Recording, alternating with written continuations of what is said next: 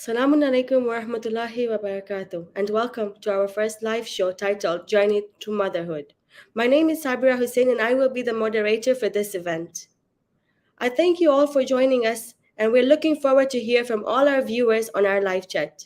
Before I go ahead, I'd like to take a note that we will be having a raffle at the end of this, so please leave us an interesting comment about the title or anything in our live chat, and the winner will be announced towards the end. The winner will receive a free women's wellness package from Ibrahim Haji Hospital. This package includes a free gynecological consultation with blood work and an ultrasound. Thank you very much. Motherhood is the most exhausting, emotional, rewarding, and life changing journey that a woman can take. And as we all agree, it comes with a lot of challenges, difficulties, and troubles, a lot of responsibilities too. In order to address these challenges and other commonly occurring situations and difficulties, today we have with us experts and well experienced panelists. For starters, we have a special appearance by Sheikh Nabil Awan, who is visiting us here. He is from England and he started his journey into Islamic studies in the year 2004 in the holy city of Qom. He holds a master's degree in psychology attained from University of East London in 2016. He has previously served as the resident alim in Al Zahra Center in Nottingham, and he is currently the director of religious and cultural affairs at Bait Al Qaim Center in Bradford, England. We will hear from him on an Islamic perspective on motherhood. Thank you.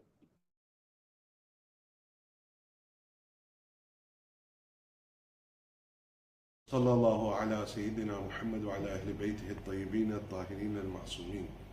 أما بعد السلام عليكم جميعا ورحمة الله وبركاته.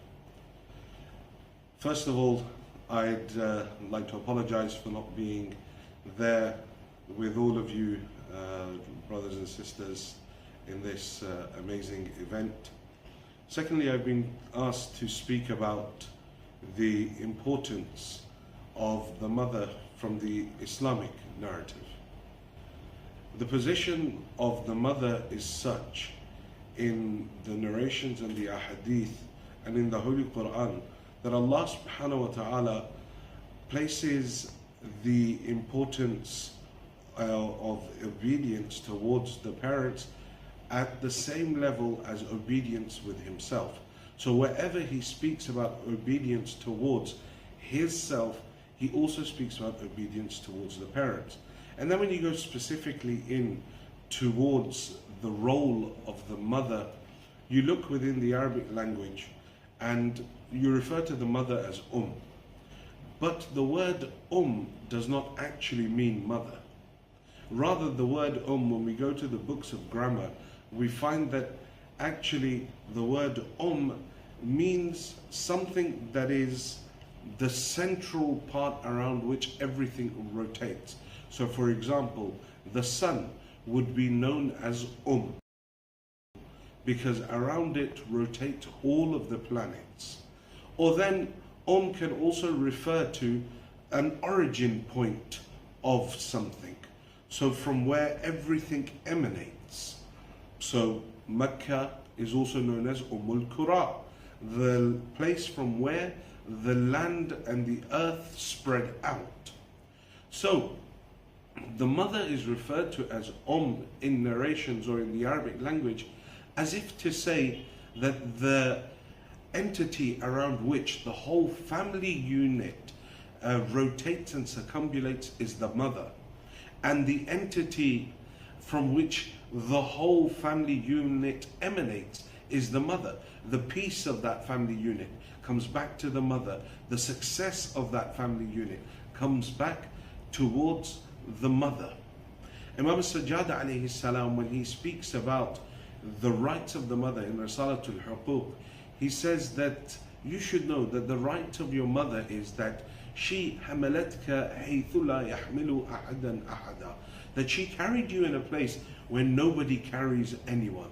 وَأَطْعَمَتْكَ مِنْ ثَمَرَةٍ قَلْبِهَا لَا يُطْعِمُ أَحَدًا أَحَدًا, and she fed you from the fruit of her heart a food that nobody feeds anyone. And then the Imam continues talking about the difficulties of pregnancy, and then how it is that when we were born, that mother was the one that defended us from the heat and the cold of the dunya. تباشر حر الدنيا وبردها لك دونك.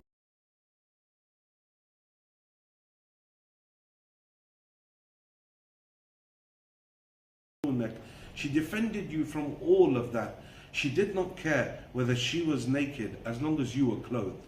She did not care if she was cold as long as you had warmth. She did not care if she was in the sun as long as you had shade. This was the status of the mother. And then the Imam says that you will never be able to thank her equivalent to what she gave you except through the tawfiq of Allah subhanahu wa ta'ala. Truly, the position that the mother holds is huge in the Islamic narrative. When you look at different narrations, a man comes to the Holy Prophet, says, Ya Rasulullah, I am a person that has committed great sins. Give me a way to ask for forgiveness. And the Holy Prophet says to him that go ask your mother to pray for you. And he says, my mother passed away. So then he says, okay, then go towards your father and serve your father, and Allah will forgive your sins. And when he walks away, the Holy Prophet says to the companions, how I wish his mother had still been alive, for it would have led to the forgiveness of his sins a lot faster. See, the position of the mother is such that, we say that she has heaven under her feet. And Imam Sadiq says that the one who kisses the feet of his mother, it is as if he has kissed the threshold to the door of the house of Allah subhanahu wa ta'ala himself. So we see that the position of the mother is not just a social position, but also a massively spiritual position. The mother is the door towards the mercy of God himself. Wassalamu alaikum wa rahmatullahi wa barakatuh. Thank you very much, Sheikh. I believe we have learned a lot from this, and we can see how elevated the status of mother is in Islam. Thank you. Our other panelists with us today here are Dr. Zohraida Karim, who has a PhD in early childhood education, master's in psychology, brain development, and curriculum designing. She's also a motivational speaker, facilitator, author, mentor, and a counselor. We also have Dr. Imran Hassan, who holds a master's degree in pediatrics and child health. Our third panelist is Dr. Fatima Zahra Amiji, who has a master's in obstetrics and gynecology and a fellowship in laparoscopic surgery. Let us look forward for an interesting discussion with our panelists. We can all agree that motherhood does not begin when you actually have a baby in hand. It starts a lot more earlier, and it includes a lot of planning, thinking, and a lot of factors contribute into this.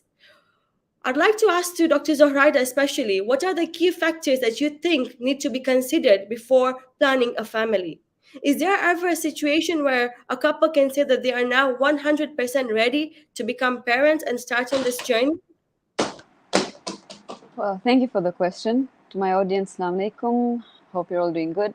So it's a broad question, and there are certain factors, yes, I would say that a couple would consider before starting a family.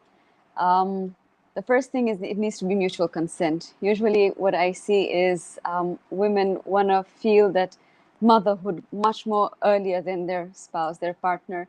And it's a responsibility that both need to take on together. It's not just because the woman is carrying the child and the responsibility is solely hers. That's not so. Both of them need to be on agreement that they're ready for this, because it comes with a lot of responsibility. Life takes a complete 360-degree turn. So the first thing I really believe is, before planning a baby, there has to be mutual consent from both the husband and the wife to be the father and the mother. Apart from that, I would say I usually do advise youngsters who are just married to give themselves at least a year or two before they jump into such a big responsibility, because it's always nice to get to know each other, to enjoy the perks of life together before you jump into this really big responsibility. Although it's a beautiful one, a beautiful feeling that everybody would want to feel, you need to give it time. You need to think it out. Also, when you're just newly married, responsibilities have added on. You're looking after new people in your family, you're welcoming new people, you're adjusting, you're learning how to live in a joint family maybe, or even if you're not in a joint family, everyone comes with their own individual uniqueness.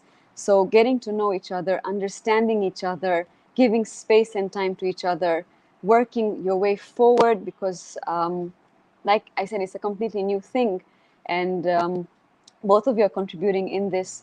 So I feel you need to have enough of understanding between the two before you take a drastic decision or a big decision like starting a family. As much as I wouldn't want to say it, but it's true that your financial status really matters, because every parent has a dream of giving their very best to the child. So you need to understand that having a baby comes with its responsibilities. There's medical things you need to consider. There's the schooling journey. There's the wonderful accessories and clothing and things that you always want to buy and, kind of give to your child. And apart from that, you also know that if you're a working couple, where the world is as such that both father and mother need to work at present, that's how the world is. The mother goes on a maternity leave, and sometimes she can't go back after 3 months or 6 months. You need some time to yourself, which I will be discussing later on. So that's a factor that you need to understand, that one of the income will be at a halt for a while. So I feel that a lot needs to be considered before you actually decide to start a family. I do not feel that there's any one point that both of them will be 100% ready for this. You will say yes, it's something beautiful, you want to start together, but you'll always have this uncertainty inside you. So I just feel when your heart, your mind, your soul, your partner is ready, and you mentally know you're ready, physically as well, health-wise, then it's Bismillah. That's when you go for it. If any of the other panelists would like to add something, but yeah, I feel these are the basic things you need to consider before you start a family. Yes, totally. I completely agree with this. It's very important that both spouses are on the same page and they both agree to this. Now, once the woman is already pregnant, that journey itself, the 9 month journey, come with a lot of changes, expectations, both physically. The mother has a lot of changes, a lot of mental changes going on as well. So we'll start with addressing the physical changes that the mother goes through in these 9 months. Let's hear about this from Dr. Fatima Zahra. Assalamu alaikum, audiences. When we talk about pregnancy, basically we always look at the mother. We always think about what changes she's going to go through, the physical changes, the psychological changes. But the changes is not only restricted to the mother. Apparently, the changes are also in the male partner as well, the husband. So sometimes you might see that the mom might be having those midnight cravings, the midnight pastas and the ice creams and the chocolates and everything. But it's funny enough, you'll somehow see that the man also indulges in those cravings. Suddenly the guy wants to eat also. So basically, men also undergo hormonal changes. So there are some hormones in the male that are also fluctuating while the partner is pregnant.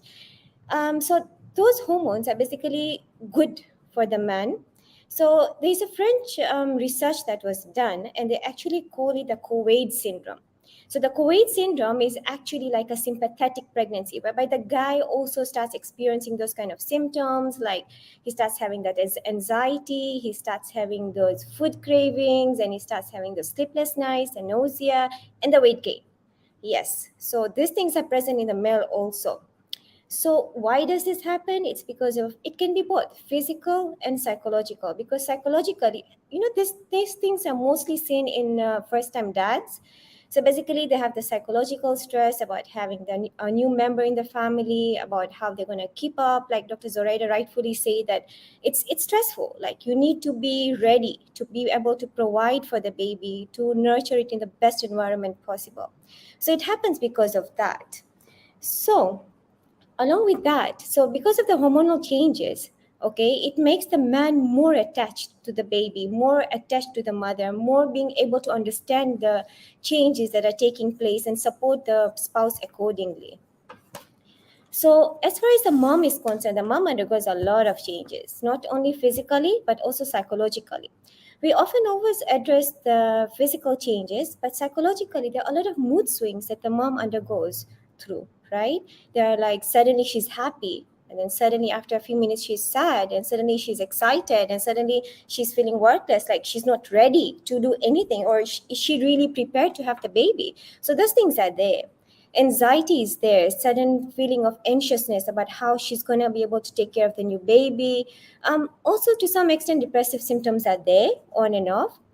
Along with that, we should know that the physical changes that the mom is going to undergo is basically to meet the metabolic demands, because when you're not pregnant, you're only one. When you're pregnant, now you're two. So basically, to be able to catch up with those changes, and also to be able to support the baby that's developing inside her womb. So most of the times in our clinics, we see moms coming in with pains like back pains and lower back pains, and tummy aches below the belly, and they start panicking. So basically, there are a lot of hormones that are released during pregnancy. So these hormones basically, they try to relax your body. They relax the muscles. They relax a lot of things. The ligaments, they support the uterus. So that causes change in posture. So you'll see a lot of these women, they come with a lot of back pains that really bother their quality of life. Another thing, the morning sickness. We all know morning sickness, but morning sickness is not only related to the morning time. It can be any time of the day. It can be during the morning, afternoon, evening. It's there. Some women only have nausea, some have nausea and vomiting, some just throw up, some have got certain dislikes to certain kind of smells of food. So there are a lot of, they become very selective. And ironically, this is mostly restricted to the first trimester. However, some can go on up to the last trimester. Weight gain is another physical change that happens. So sometimes we may feel that because now I'm pregnant, okay, so that means that now I have to eat double, because eat for two. Like if I was having one bowl of rice, now I'm going to have two bowls of rice. But that's not true. Okay, so basically you have a baby inside you, but you need to have a well balanced nutrition. Okay, eat those things that are healthy. Okay, so eating for two is a total no. Basically, the thing is you need to eat a more balanced diet that's going to support your baby. And there's a lot of fluid retention that occurs during pregnancy. It's of course because of the hormones. So a lot of women start experiencing swelling of the feet, although they shouldn't be taken lightly. It always has to be checked by your obstetrician. But those things are there physiologically. Some women experience a lot of dilatation of their veins, especially of the feet. Some women have got constipation because during pregnancy, your whole body is relaxed because there's a foreign thing inside your uterus. So basically, your body is just trying to relax itself, like chill. There is a baby inside, you don't need to expel it. Okay, so the hormones are there to take care of it. So because of their whole relaxation process, sometimes the digestive system is also relaxed. So you see that there is a lot of indigestion and there is slow gut motility. So what happens is that these women get a lot of constipation, and constipation can result into hemorrhoids. Breast pain, breast enlargement, breast heaviness, they start occurring from the first trimester, but they get worse as the trimester goes up to the third trimester.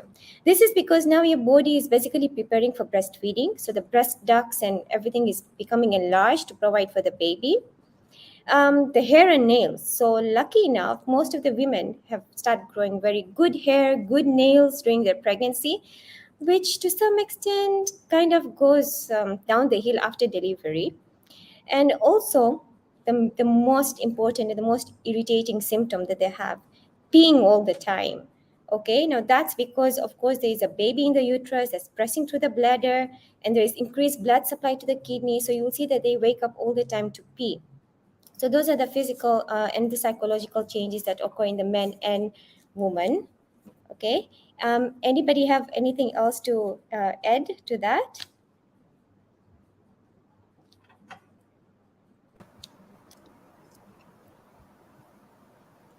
I think I'd just like to add that as far as the COVID syndrome is concerned, I think it sucks being a guy and having COVID syndrome. So emotionally, it's great. There are pluses to it, but the weight gain that comes with COVID syndrome, at least it gives us an excuse for men to eat and gain weight during pregnancy. And ironically, the belly is the first part to actually grow. All right, Sabira. Thank you, Dr. Fatima. Thank you, Imran. And now we come back to you. What are the responsibilities and expectations that a pregnant mother expects from their partner? Also, bearing in mind that you are also going through some changes hormonally and physical changes as well. Okay, so before I do answer this question, I would like to approach it in a different way. I'd like to make a little change.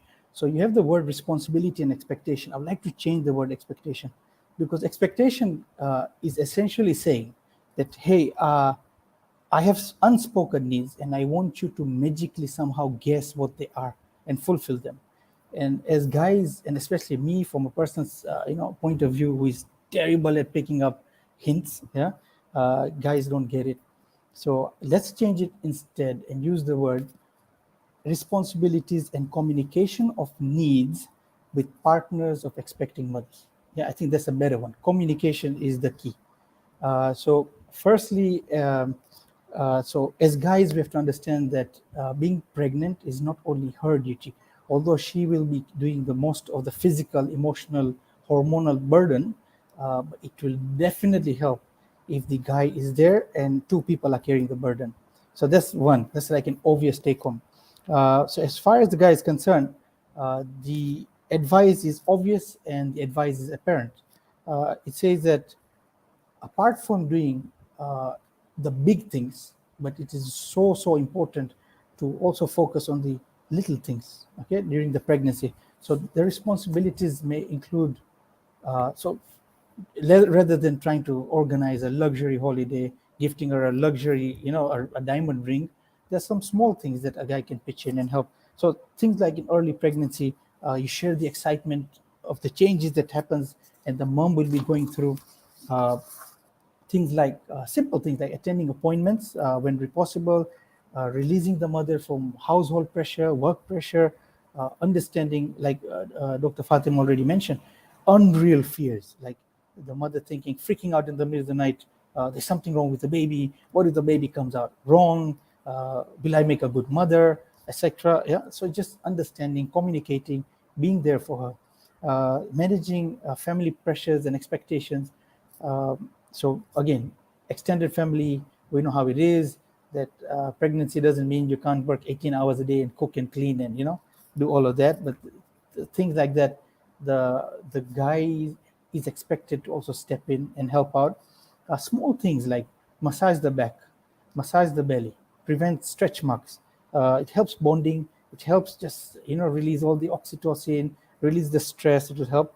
Accept changes like your partner will be sleeping too much. Your partner will have weird cravings.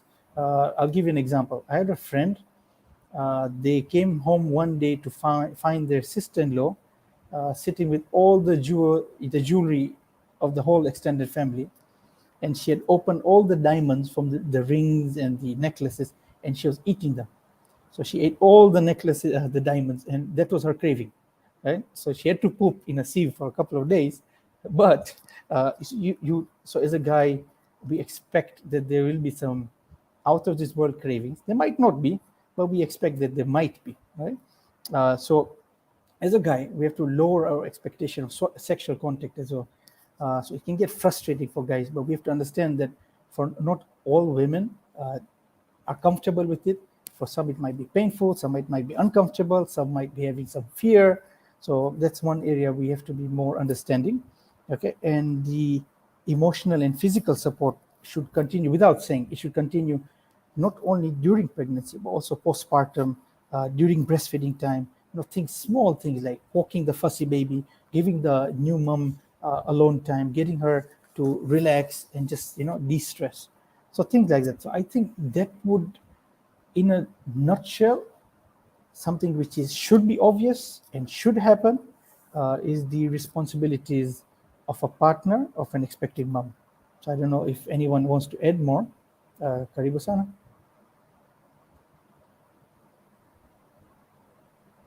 Thank you so much, Dr. Imran. I believe these 9 months of pregnancy are all heading towards the dreading moment of labor to finally come and hold your newborn.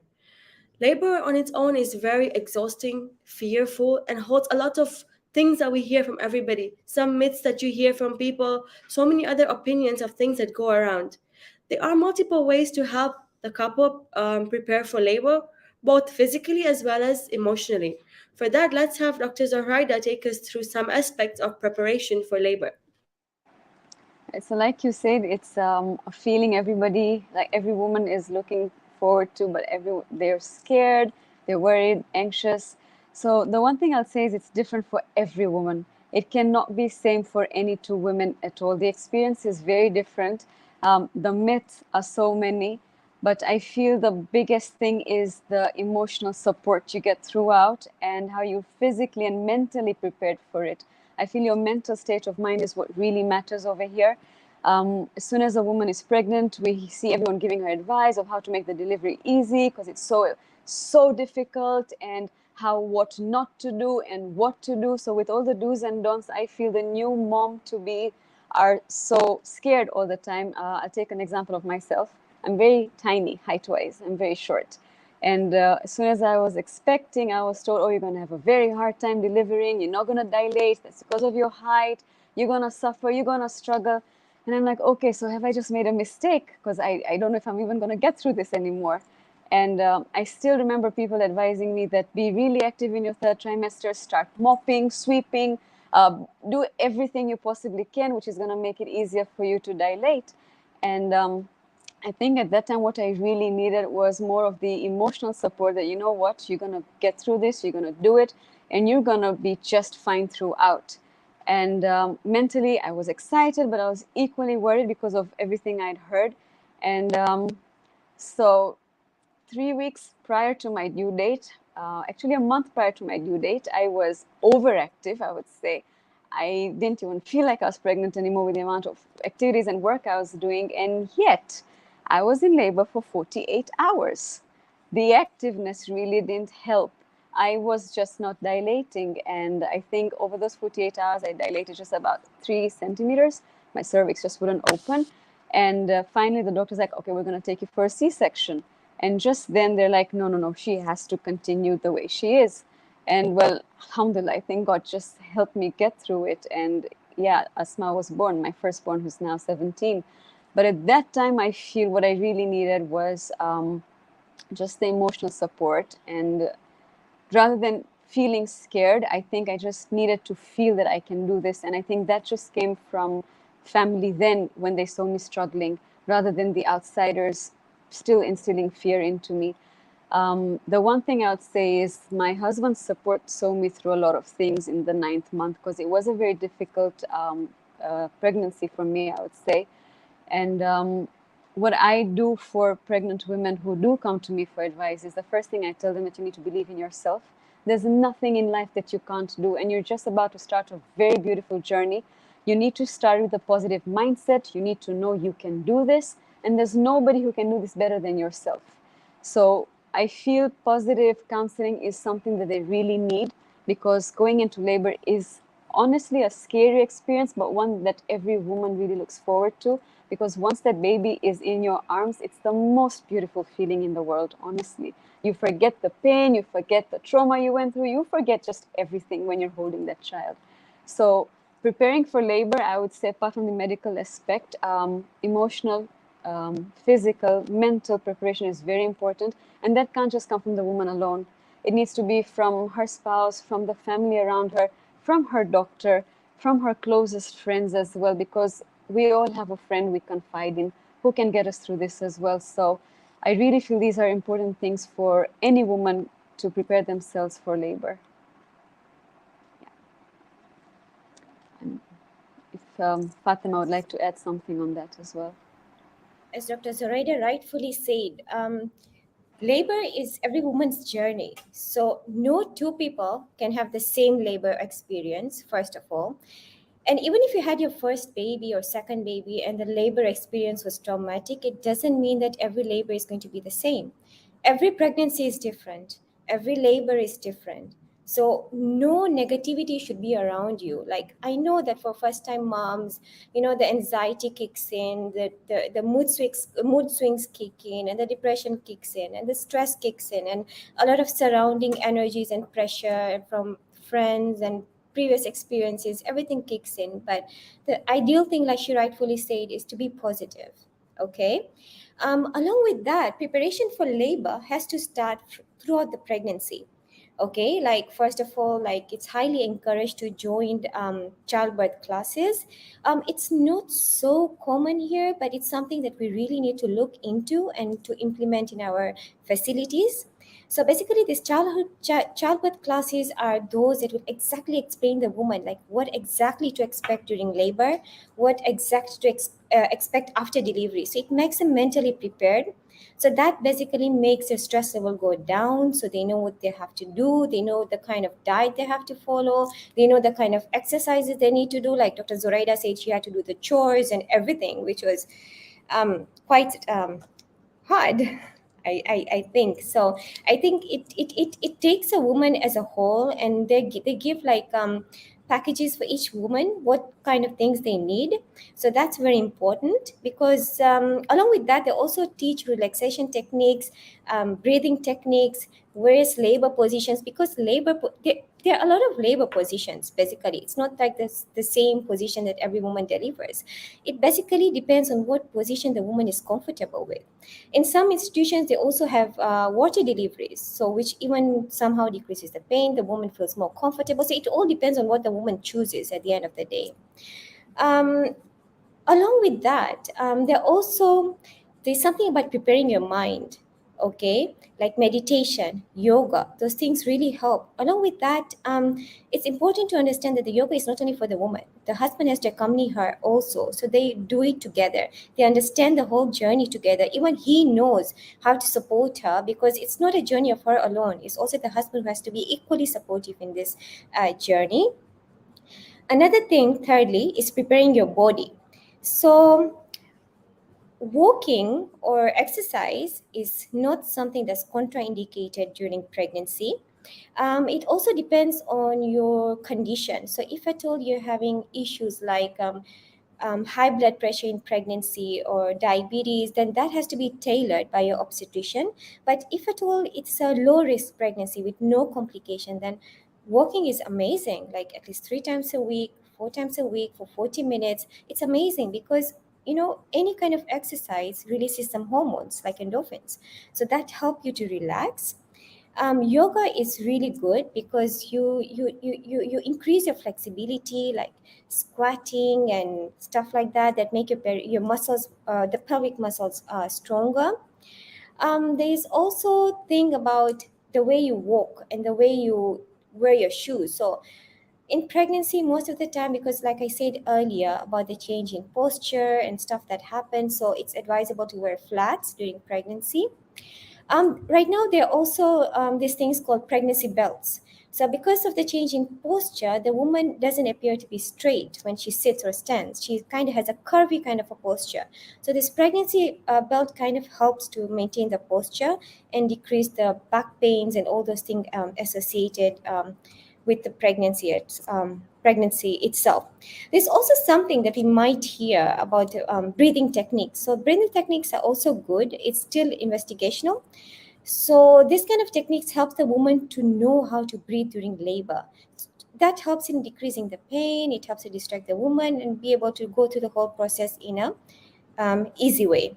The kind of foods that you need to eat. So you need to eat foods that are very high in nutrition, like proteins, carbs like whole wheats, like whole grain breads, and good fruits and bananas, and all those that aid in digestion. Because, like I said earlier, constipation is another issue.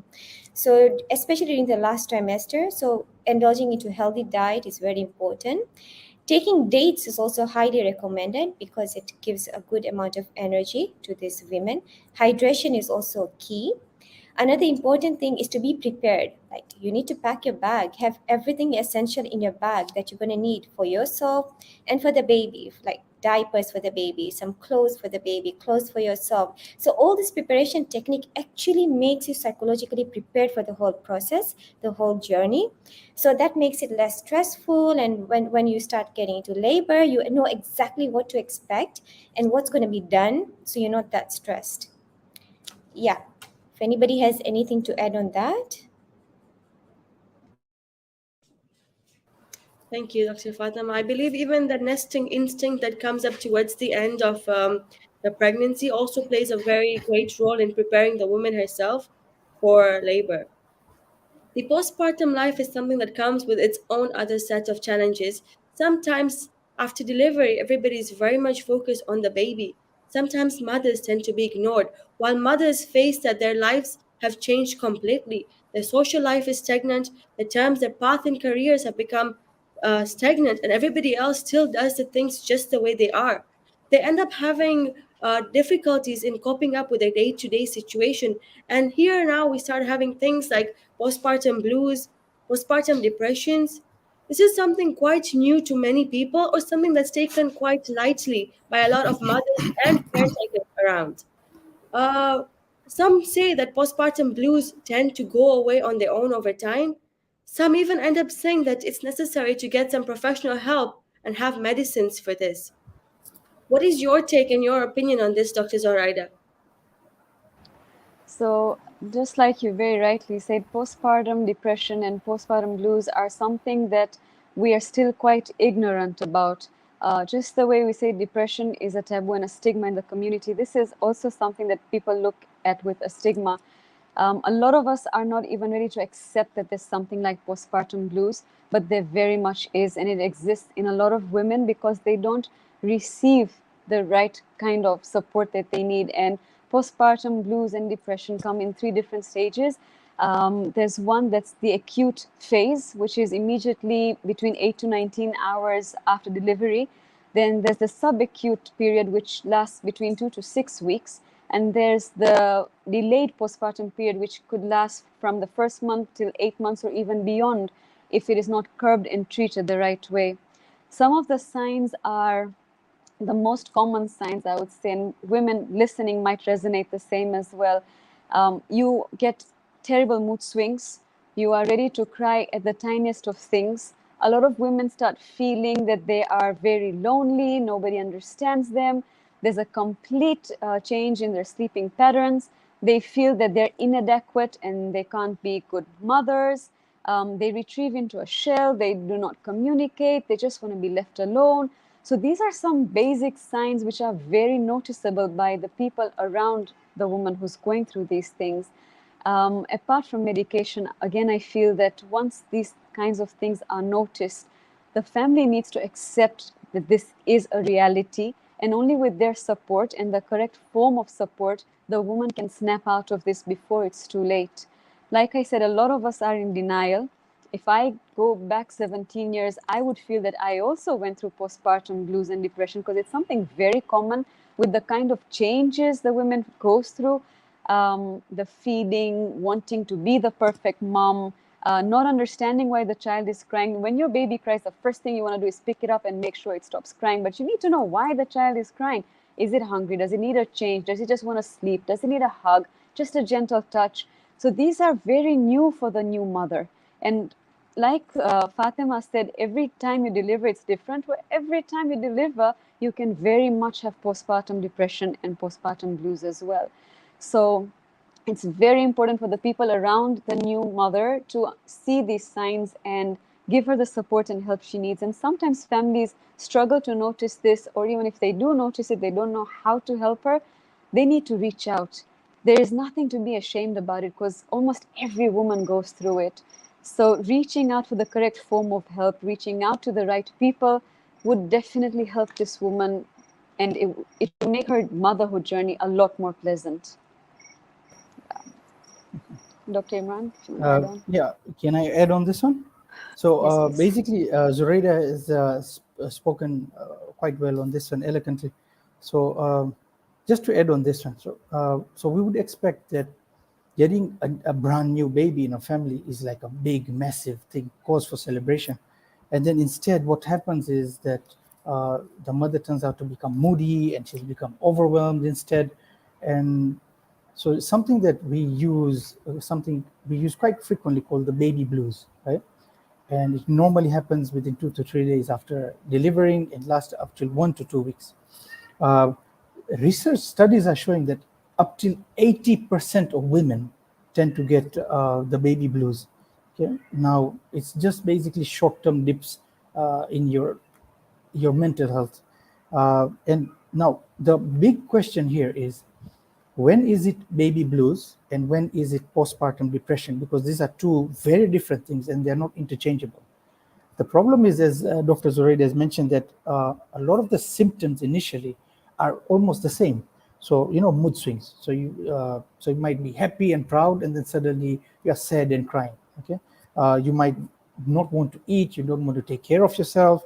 Okay, you are irritable. You're overwhelmed, and you're angry. You're snappish at everything. But in the same symptoms kind of overlaps with the postpartum depression. But what is postpartum depression? Postpartum depression is a bit more serious, and it can last for months. It can last for up to years. Okay, and according to the DSM-5 definition, which is the definition for all mental health illnesses, is that it says that postpartum must occur during pregnancy, one, and then it should happen. So must happen with the lady being pregnant. It can happen during pregnancy or following 4 weeks after delivery. Now, the 4 weeks after delivery is under contention, and they're trying to get the change in definition to 6 months after delivery. Now, postpartum depression affects about 10 to 20% of women globally, and but some studies show that it might affect as high as 50%. But studies, different places, different cultures would swing greatly. But just to highlight seriousness of this postpartum depression, in 2005, Lindahl et al. Did a study, and they found that approximately 20% of postpartum death by suicide was because of postpartum depression. 20% of postpartum death was suicide because of postpartum depression. That is a huge statement.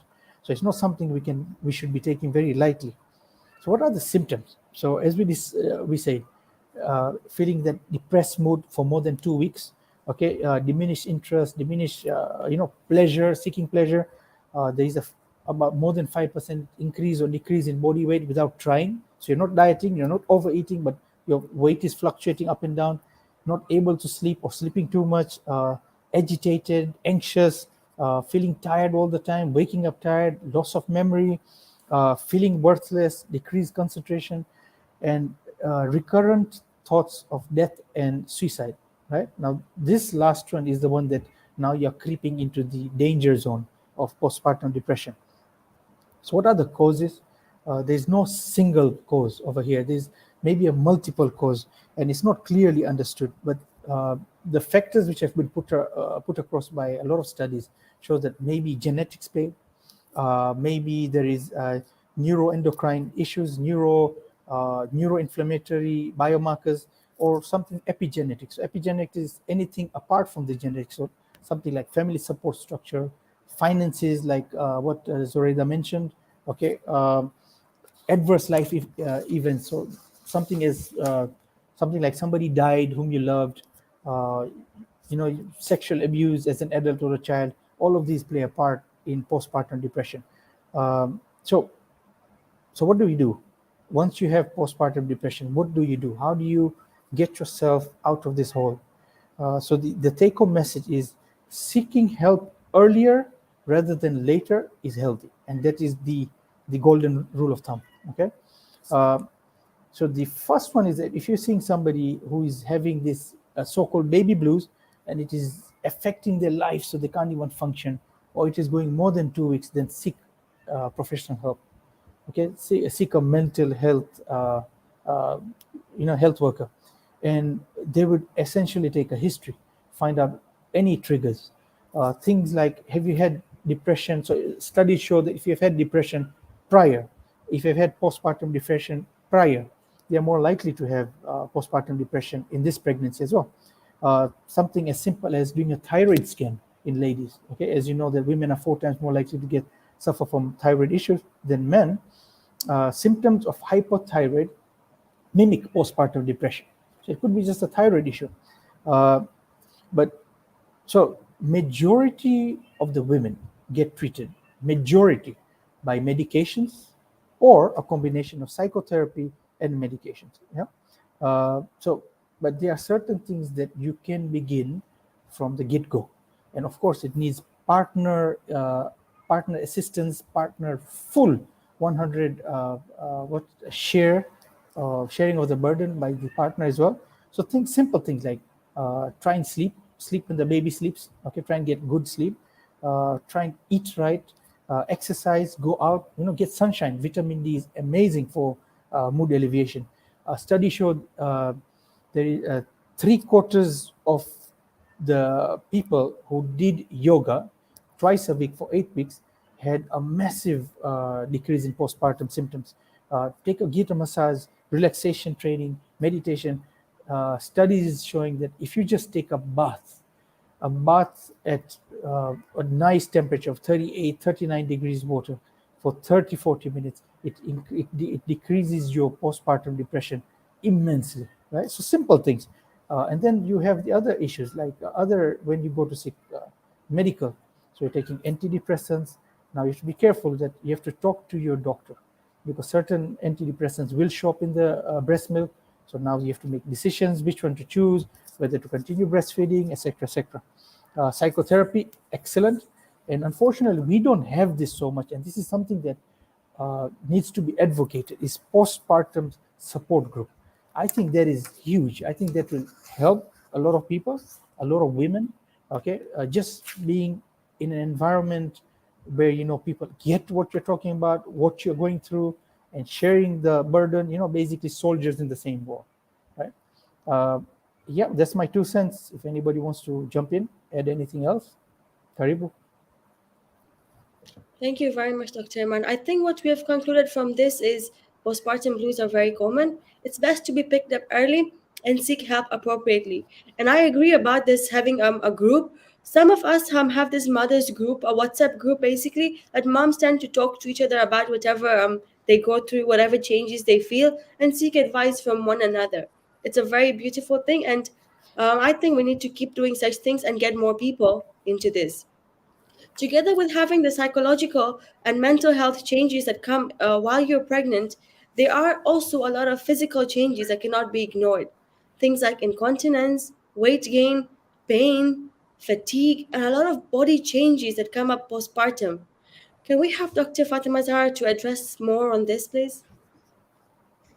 So along with pregnancy, to add on what Dr. Imran and Dr. Zoraida said, so basically postpartum mood is not it's not a shame.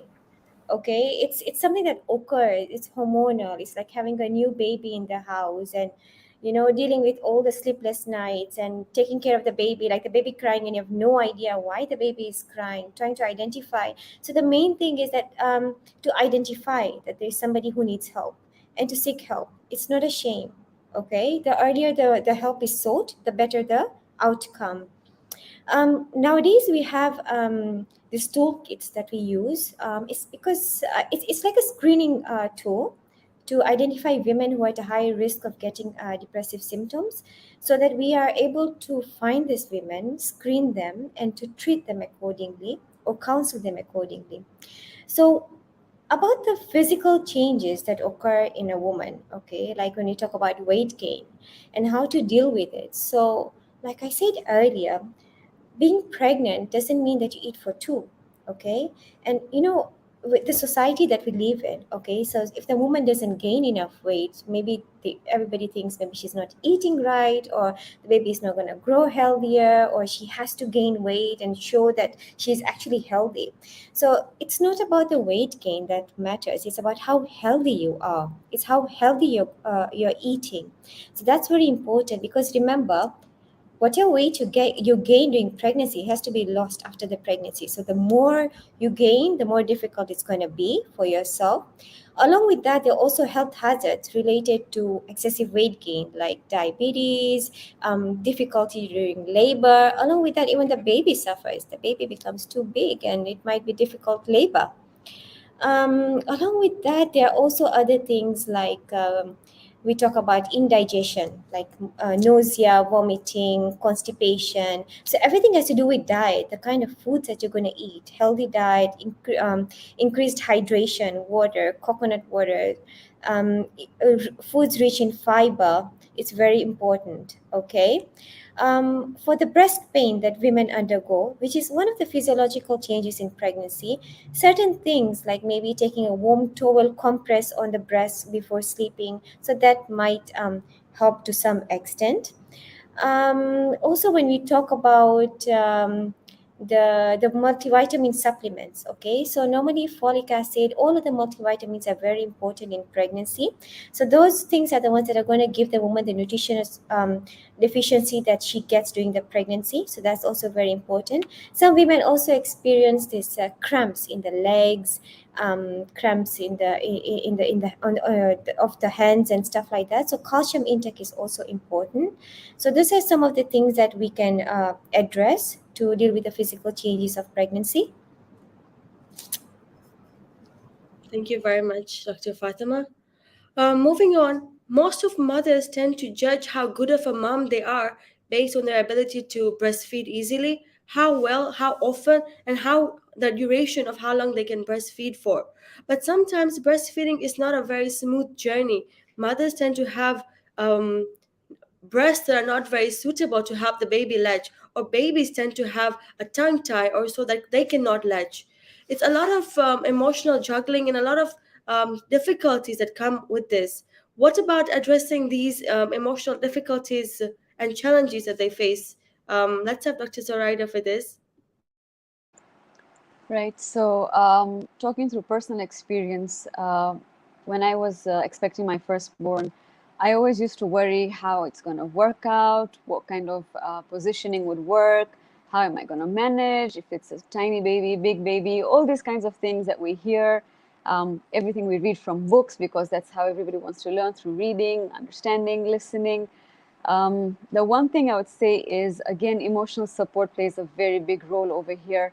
I know it's the mother who needs to do the feeding, but I just feel the father needs to be there assisting with the feeding process. It's not something that is rocket science, that is difficult to do, but with the right kind of emotional support from the dads, the moms can definitely do it. So the one thing I do understand is, and I do know rather, is that from the time the woman conceives, I know the breasts start filling up. That's a very painful process. And like Fatima Zahra said, hot massages really help it. The kind of foods we have, the kind of liquids we have, I know adds on to this. But initially, or rather immediately after delivery, some women do not lactate. And that's the most scary moment for any mother, I'd say, because when I talk to moms who've just delivered, they're crying. I'm like, why? Well, I don't have milk coming out. What kind of a mother am I? I can't give the essentials to my child. You know, the first milk that does come out is the yellow foam of liquid, which helps children fight spina bifida and different kind of abnormalities. And the mother's like, okay, so now my child's going to have abnormalities because they couldn't have that yellow kind of milk form coming out, and all these kinds of things coming to their minds. And I said, calm down, relax. It's a journey. No one is perfect with the feeding process. You're still understanding what position to hold the baby at. Are you comfortable in your arms? Would you rather sleep and sideways and then feed the baby? How many minutes to feed the baby? How the burping process works? So all this is an emotional turmoil for any mom, I would say. It was for me as well, because every time my daughter cried, I'm like, okay, I haven't fed her well. I haven't done it the right way. Something's wrong. Maybe it's not enough for her. So I feel that there has to be a lot of emotional support from, again, your husband. And I feel that your doctor, your gyno, is someone who will play a very fundamental role in explaining you all these things as well, like how long the child needs to be fed every time you're feeding, and what the burping position should be, because you're worried about the neck, the baby is so small, the limbs. Another thing that I would really want to emphasize on is If you want the mother to have a good flow of milk, if you want her to be a successful mom at feeding, and I'm not just saying this because out of context, it's very, very important for the mother to be extremely happy. She needs to be in positive moods constantly, and she needs to feel that she's complete. If she's going through stress, if she feels she's inadequate, if everyone's yelling at her that you're not feeding the right way, you don't know what you're doing, the baby's crying, it's all your fault, naturally, because of her emotional state, the mindset, the milk's not going to flow the way it's supposed to, because everything is so emotionally connected for a woman, including the supply of the milk. It may be difficult to really resonate with what I'm saying, but every research shows the same thing, and every woman who's gone through it will totally agree as well. A happy mom is a happy feeding mom as well. So I feel that positive environment, positive moods, everything is very, very important. If Dr. Imran wants to add on to this one. Thank you, Zoraida. I think very well spoken on that one.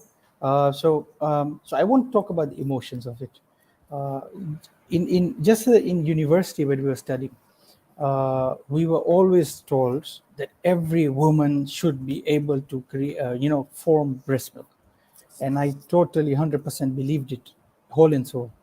But then practicality hit, and I realized that no, it's not true. Not every woman can do it. Yeah, and that is why Tanzania is finally setting up its very own breast milk bank. Okay, so you ladies who are unable to breastfeed or who cannot give their milk because of any reasons like HIV, etc., they are able to now go to the breast milk bank and get milk to feed the baby. So, which is an excellent initiative. But I'm a big proponent of breast milk and breastfeeding, and I do understand that it is extremely difficult, and that's why the first 2 weeks, majority of women let give up breastfeeding because it's extremely fatiguing. It is very difficult, and it just brings a lot of self-doubt, and the child is hungry all the time, crying all the time. So it's so much easier to just pop the formula and just feed the child, and then the child is nice, burps, gurgles, go to sleep, and you feel there is a quick reward system. So that's what I should be doing. Now let me just drop a few facts over here. So basically, just fun facts as far as milk is concerned. Now we all know the colostrum, we all know, the antibodies, and we all know the usual blah blah blah, right? But how about these facts? Did you know that breast milk contains it's called human milk oligosaccharides, and they found 200 of those. So it is one of the third most common elements in breast milk. And what it does is that, and this is the amazing thing, the human milk oligosaccharides cannot be digested by the infant. So the mother is creating these oligosaccharides primarily for the gut microflora, which is found in the baby's gut.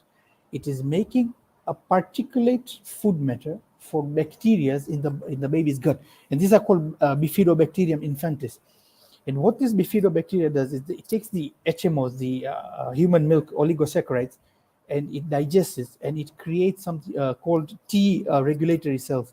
And T regulatory cells goes into the bloodstream of the child, and it helps greatly in acting towards autoimmune diseases and allergies. Right? In fact, babies who are not given breast milk have been found to have 4 less species of gut bacteria, in their guts, and they are 3 times more likely to have allergies. Okay, so just one of those things. But recently, so about 10 years ago, they found that there's something amazing in breast milk. That breast milk contains stem cells, memory stem cells. Okay, and it goes into a child's gut. It gets digested. The stem cells enters the body, and then it enters all the organs of the child. So it actually enters the lungs, the eyes, the pancreas, the brain, and it helps build the pancreas and the organs, the end organs. So that's amazing things that the breast milk has. Yeah. So I just wanted to drop some of those over there. The importance of having breast milk. Now, that said, personally speaking, wife and I, we just could not breastfeed. Right? Well, I say wife and I, it's not like I contributed much, but we tried everything. Yeah, we tried medication, we tried the uji, we tried keeping happy, right? slaughter a black cow. Yeah, poor cow protested, right? But it just didn't work. So sometimes that's the reality of it. Some women just will not produce milk. Okay. Yep, that's my contribution. If anybody wants to jump in.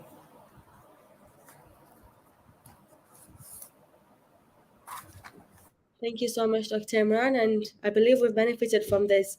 Most of our conversation so far in terms of postpartum has been addressing the woman, the changes she goes through, and the support she needs to receive from her partner.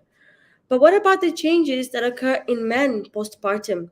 Do they also undergo certain emotional needs that need to be fulfilled, certain changes in them that need to be addressed, which I believe is usually not addressed? Let's have Dr. Imran address this to us, please. Okay, thank you. So most definitely, men would also undergo through some emotional changes. So society expects that male masculinity, that Clint Eastwood, Bruce Willis type of machismo to kick in, but it's not always the case. Fatima mentioned about what Dr. Fatima mentioned about the COVID syndrome, right? So I think Dr. Fatima can correct me, but it is, I think study was showing is the pheromones of the women. So just by the partner being close to his wife, okay, the pheromones that she produces that goes into the air that he smells causes his testosterone to drop down. So his male hormones to drop down, and the prolactin, vasopressin, and oxytocin, neurotransmitter hormones to go up. Now, for all the guys out there, these three hormones are responsible for breast milk production, right? Now, that does not mean that we guys are going to start producing milk, but the bonus is that it also helps in bonding with the baby, okay? The bad aspect is it causes us to weight gain. The good one is that, like I mentioned, we have an excuse why we gain weight, okay? But so the take-home message was that for men who tend to be a bit more emotional, what's celebrating it, because it basically means that you are bonding with your baby, right? Now, that said, 1 in 10 new dads, 1 in 10 experience postpartum depression, okay, during or after the birth of the baby. And the symptoms are the same as what we discussed in the women: irritability, anger issues, loss of libido, loss, grief, sleep disruption, etc., etc., etc., right? And for men, the sad part is that, because of masculinity and society, we men are less likely to talk about it, about how we feel. Okay, and so usually it is our friends who pick up, and they say, "How come Imran is not showing up to our gatherings? Imran is very cranky. Yeah, he's snapping at us more often." And that is how men get picked up. Hey, there's something wrong with you. So it's basically tired, headache, irritable, loss of libido, change in appetite. Men tend to maybe gravitate more towards drugs and more alcohol and cigarettes. Okay, coping mechanism. Another coping mechanism: stay longer at work. Okay, so it's avoiding family, avoiding social context, etc. And so yes, men do undergo all these emotional issues. And how do we treat it? The same way how we approach the ladies one. So first is communicate, leave the ego aside. Okay, seek help when needed. And like we mentioned about the men pitching in to share the burden with the lady, we also say it should go both ways. So also the lady should be able to pitch in and help share the burden of the men. Okay. Yeah, that's all I got here. Thank you, Dr. Imran. As the baby starts growing and starts living in this world that we all are in, the baby tends to get sick, some very minor as a viral cold or something very severe. And then comes the million opinions, views of a lot of other mothers. You'll be given a lot of herbal medicines to use, a lot of things to do, and somewhere down there you're juggling. Where am I supposed to take the baby to the doctor, or am I supposed to actually use all these herbal medications that come in there? As a doctor, especially in the field of pediatrics, Dr. Imran, what's your take on this? Okay, so yes, very rightly spoken. Newborn babies are super vulnerable to everything on earth, right? So I always tell people that the first 3 months, 4 months, Your baby is not a flower or a fruit that you can hand out to every guest who comes home, right? And unfortunately, that happens a lot. So new baby born, everybody comes, comes home. And I always tell people, don't hand your baby over, because all you need is one person with the common cold to come carry your baby, kiss your baby, and within 24 hours, your baby would have the common cold. Now, me and you having common cold, we shrug it off within 5-10 days, but a baby might go 3 weeks, might go a month with the cough. And then you have all the other complications associated with it, including pneumonia, bronchiolitis, etc. Right? So I always tell people, look, first 3 months, do what I do. I did basically this. I put my baby in a bassinet, and we put the mosquito net over, and any guest will come home, look at my baby, have some chai, leave the gift, bugger off, right? But you're not allowed to pick my baby up. My wife was not very happy with that, right? But that's how it was. In fact, my brother could not pick my baby for 3 weeks because he had the common cold when my baby was born. But if you do not, as a parent, protect your child now, then what are you doing, right? So that's one. As far as herbal medication is concerned, so I would like to bring one point over here, and this is something I spoke with actually Mali Maledina as well. There's that rumor that when a baby is born, you need to give honey. So number one, or when the baby is coughing, give honey. Now, honey is excellent. So when we have the common cold, we have a sore throat, honey with a bit of turmeric 3 times a day is good antibacterial, antiviral property. But for the baby, it's a big no-no.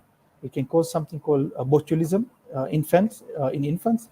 They're small bacteria which create a toxin which is actually used for facelifts, okay, Botox surgery. So those are the bacteria that can survive in honey.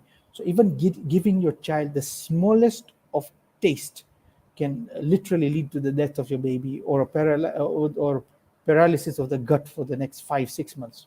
Okay, so there's something we have to be careful about. Herbal medication. So people come up with everything. They get like onions put on the feet, and I don't know where that came from, right? And then they have I don't know, weird stuff, sua, and I don't know, chuck a few black chicken off the buildings. I don't know what they do. Okay, so I tell people, look, if you want to do herbal, do it, but as long as it doesn't hurt the baby. Okay, don't do something crazy that you're giving to the baby.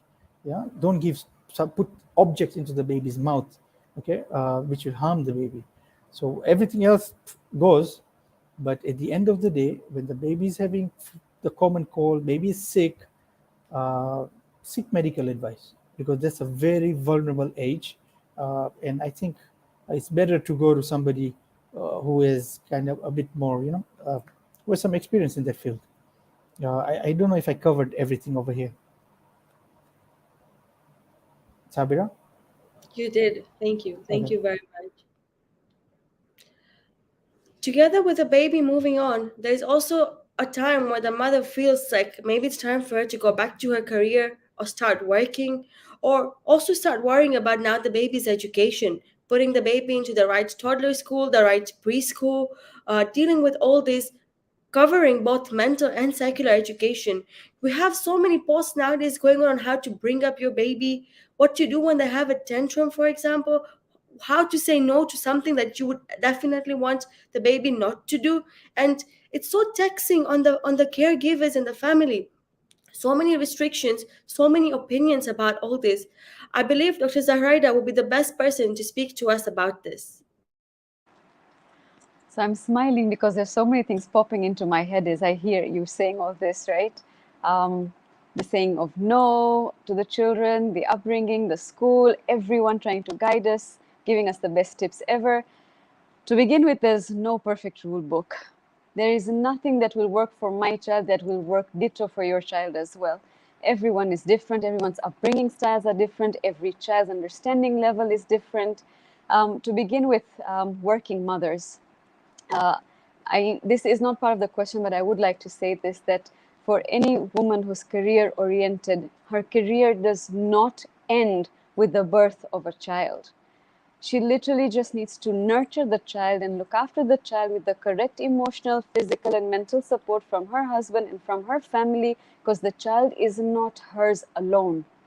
The decision was mutual. The child came because both the husband and wife wanted it, and the family wanted the child as well. Everyone wants to be a grandparent, an uncle, an aunt, and so forth. So when this child comes into the world, it's everyone's responsibility, and not the woman alone. So if there's any sacrifice that has to be made, it has to be done from all sides and all angles. If the father has a working job, he needs to find some time to spend with the child, giving relief to the mother as well. If the mother's taken maternity leave from work, they need to understand that she has to go back, because life for her doesn't end. She has brought a new life into the world, but she still has the exact same right to live her life the way she used to earlier. Yes, I know that a lot of women do prefer 6 months to a year of a maternity break, which is totally understandable because of the kind of healing the woman needs to go through.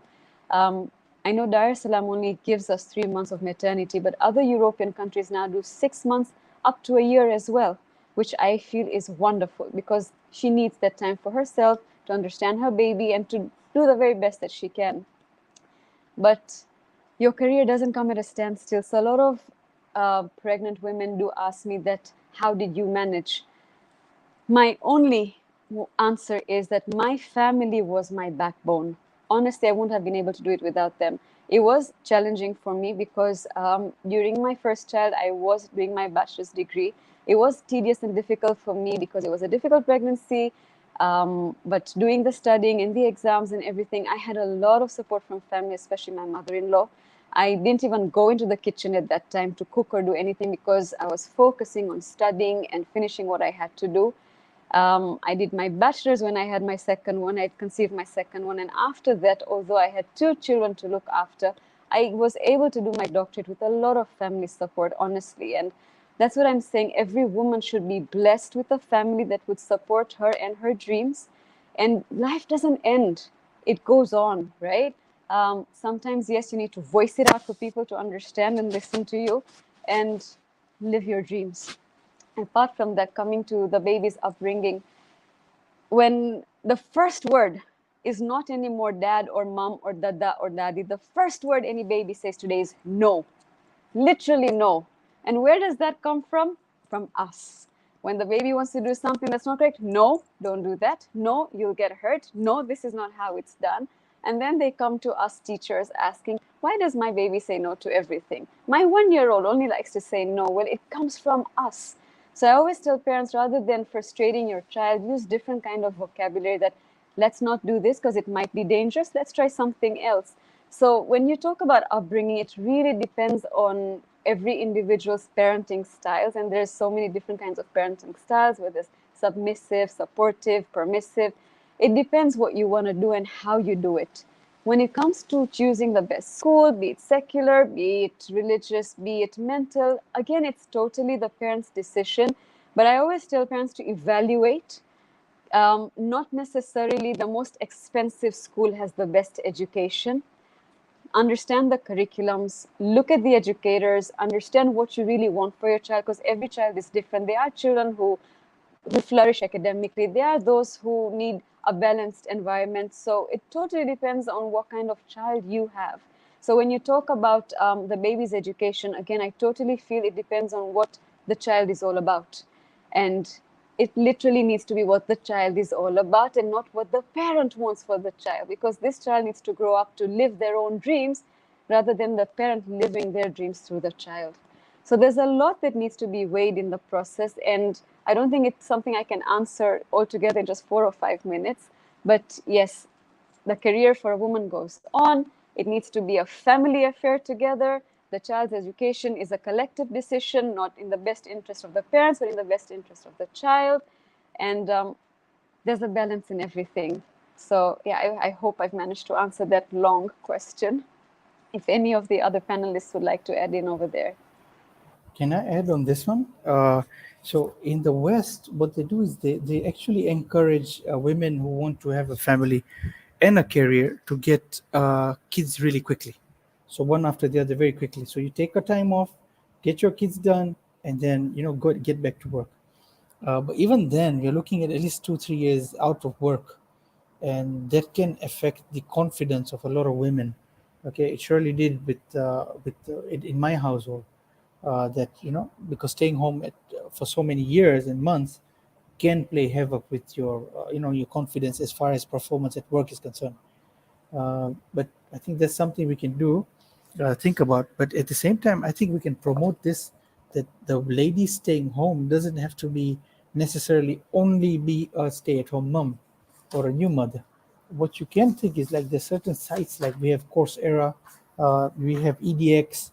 These are short courses people can take, okay, and so while the lady is out of the job market, these are things that she could be doing. They're only 3 weeks, 4 weeks courses, and she ends up with certificate from universities from all around the world.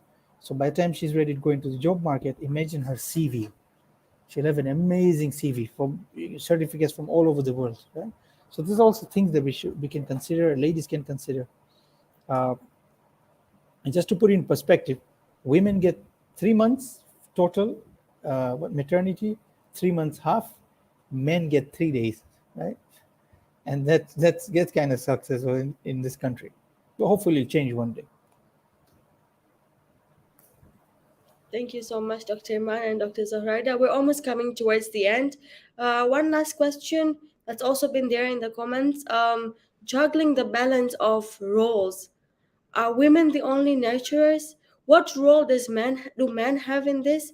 And how do we strike a balance in all this? Let's hear from Fatima Zahra first. So, firstly, having a baby is basically a mutual decision. So, even the caregiving has to be mutual. Although I wouldn't deny that, of course, the woman has got a more role to play to some extent as far as the baby is concerned. But I think it has a lot to do with how you're going to be able to manage it and how supportive your husband, your family, and everybody is going to be there. So, as Dr. Zoraida rightfully said, that your career or your journey or whatever you're doing doesn't end when you become pregnant, or it doesn't end after you have a baby. So of course it's a new phase, like you just have a baby, and like you have an added responsibility in your house, you have a whole new human being to take care of. But it depends on how you manage it and how supportive your household is. So I would really encourage that baby will grow, and you have to grow also, you have to continue with life. So it shouldn't be a reason why you should stop doing what you're doing, or have a reason that I stopped doing what I did because I had a baby. I think we really have to come out of this and know different ways. I know in the West right now, they're really promoting bringing babies to work. They have got these play areas in the work environment, in the hospitals, which is amazing. I think that maybe in the near future, we can have something like that. That could be very supportive to the new moms out there, because obviously leaving the baby home and going to work, of course, there is that certain, I think no mom would deny that there's a certain guilt thing that comes about, oh, I'm leaving my baby home and I'm out the whole day, baby has not seen me. But I think it's about how supportive we are, like giving the proper care at home while the mom is working, and the father plays an equally supportive role. So I think it's like a mutual thing between the couples, the family, the support that they're going to get, and to support them as a whole is very important.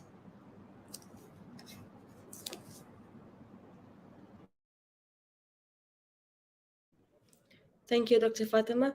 Let's hear from Dr. Imran, his opinions about this too. Okay, so taking babies to work. Imagine taking babies to the hospital, Dr. Fatima and myself. That's going to be a terrible decision. But I think I'm all for this. I'm all for so I think it will have to be a very, very emotionally detached father or husband who says that gender roles play a part and women are the only nurturers as far as bringing up the children is concerned. I think that is I'm sure it happens, but I think that's a very, very, very narrow view of this world. And I think over the years it is changing. It is changing. I think more men I'm seeing are getting involved with the children. Things like my dad would say, I never change your kids' diapers. Yeah. And here we are, this generation, everybody's changing kids' diapers. So I think that it's changing, it's swinging, and it's swinging for the better. Of course, you'll get the oddball here and there. But I think at the end of the day, it is a team effort, and everybody will play a part, should play a part. because at the end of the day, it is both your children, yeah, and you want what's best for them.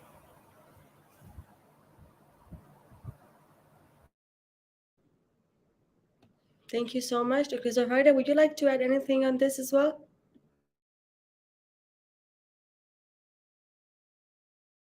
So I think the panelists have covered everything, but the only thing I would like to say definitely is it's a role that both father and mother need to play. Like I said, it's all on mutual consent. So the mother and father have an equal role to play. And like Dr. Imran said earlier, I don't think dad's really changed diapers, but times have changed. I mean, now we hear this very common thing that it's not I am pregnant, we are pregnant. So of course, 17 years ago, I didn't know all this, I didn't feel it, but yes, it's nice to see right now that young couples who are having babies feel everything together, they want to experience everything together, support each other throughout, and I feel that's a beautiful relationship that they're building, and that's how it should be for everyone. I totally agree. Yeah. Perfect. Thank you so much. We're coming towards like the end of this talk show, and I believe we've learned a lot. And I agree that's a lot of information to carry and take home. Thank you so much to all our viewers for staying with us till now. As we mentioned, we had a raffle. Our raffle winner is Ali Akbar 99. So any woman from his family can get access to the Wellness Woman package. Please contact the number that will be displayed on the screen for this. Yes. Thank you so much and have a good day. Thank you for having us here. Yeah. Thank you. Thank you. Have a lovely evening.